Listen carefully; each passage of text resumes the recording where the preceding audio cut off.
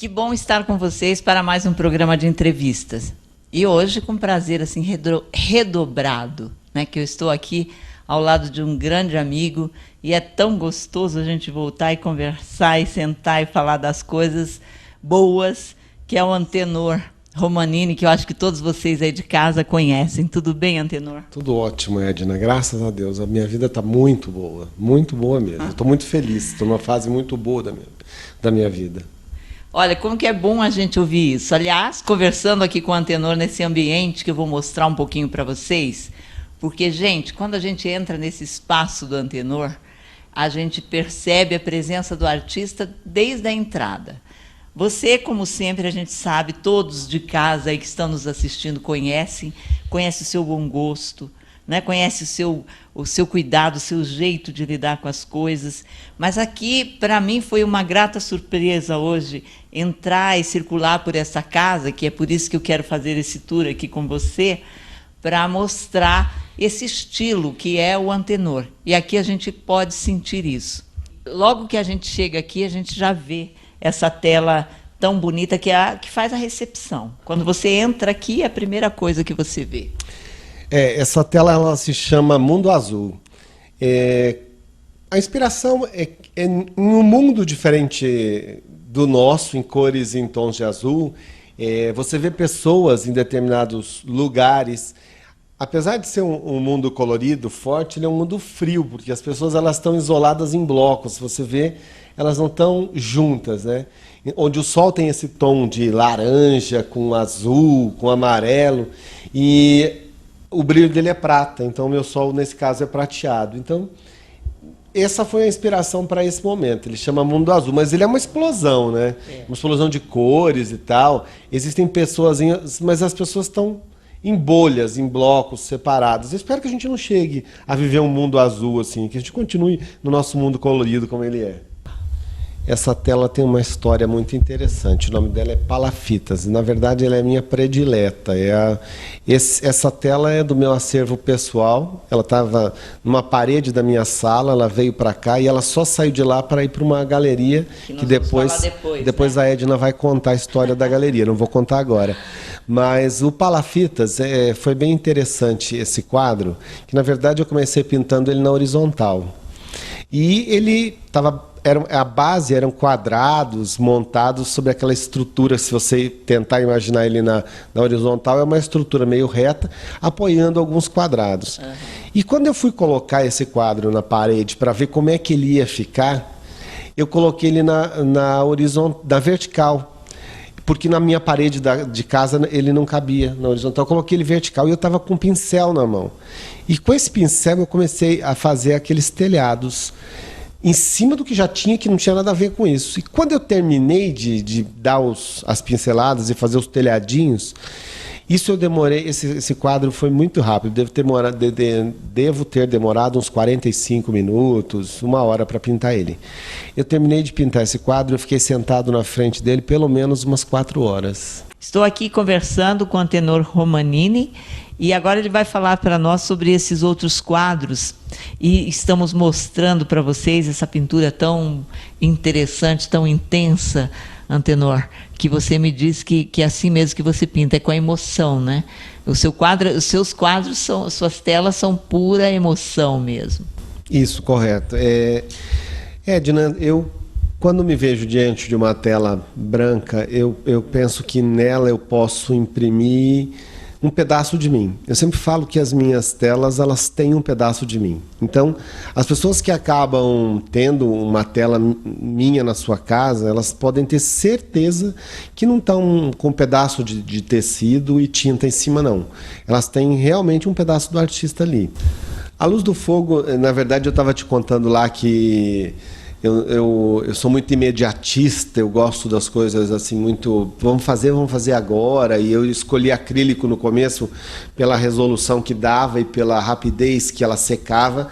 E a Luz do Fogo para mim foi um desafio, porque a Luz do Fogo ela é toda em óleo, é uma tinta... toda em tinta óleo, e tinta óleo espatulada, então ela é grossa, é uma tinta pesada, ele demorou quase 60 dias para secar, então eu ficava namorando o Luz do Fogo todos os dias para ver como é que estava sendo a secagem dele.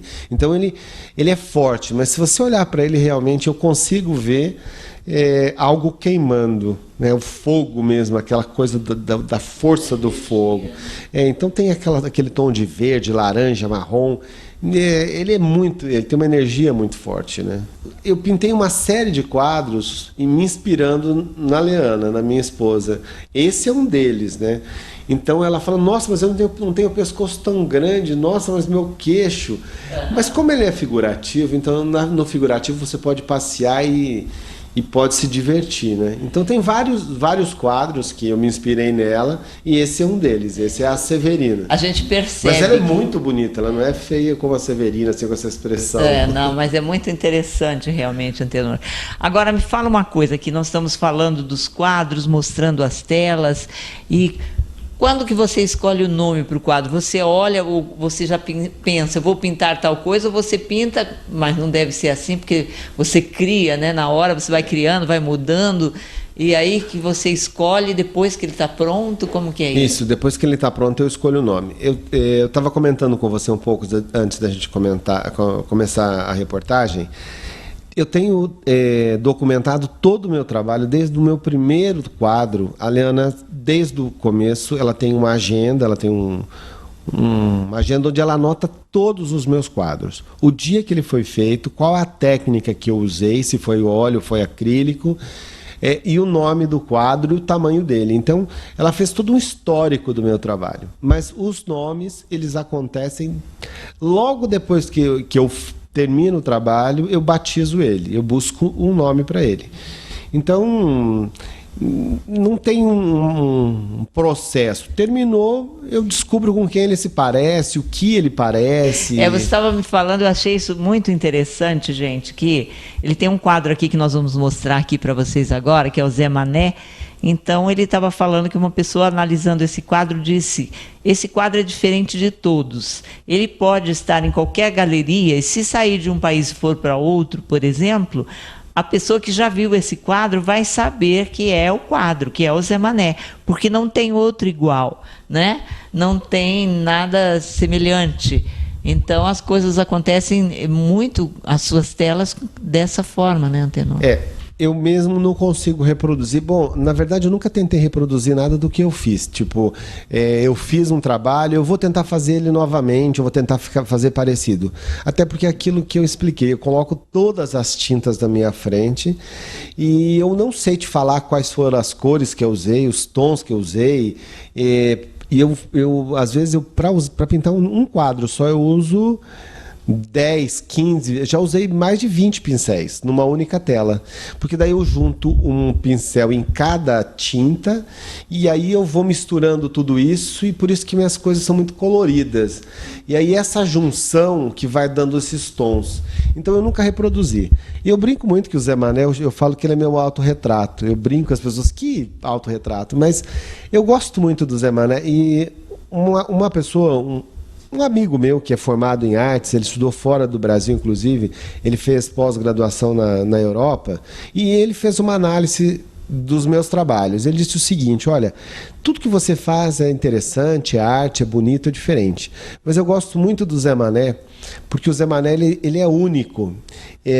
Em qualquer lugar do mundo que ele for visto, se um dia ele for exposto em qualquer país, ele está nos Estados Unidos, foi numa galeria lá, saiu de lá, foi para a Europa, numa outra galeria, qualquer pessoa que vê o Zé Mané vai falar: nossa, eu já vi esse quadro em determinado lugar, em determinada galeria. E isso me deixou assim super feliz em relação a esse trabalho. E por isso que eu me intitulo como Zé Mané, eu falo que é meu autorretrato. Mas ele é um aquarelado, não tem... É uma expressão de uma pessoa simples, um chapéu muito estranho, é um cara de gravata, com uma gravata colorida. Na verdade, acho que ele é até meio brega, porque é uma gravata amarela com um terno azul, mas essas são as expressões dele que fazem a diferença. Ele tem uma orelha, não tem a outra, ele é muito... É o Zé Mané. Ele não tem muita explicação, ele é o Zé Mané. Claro.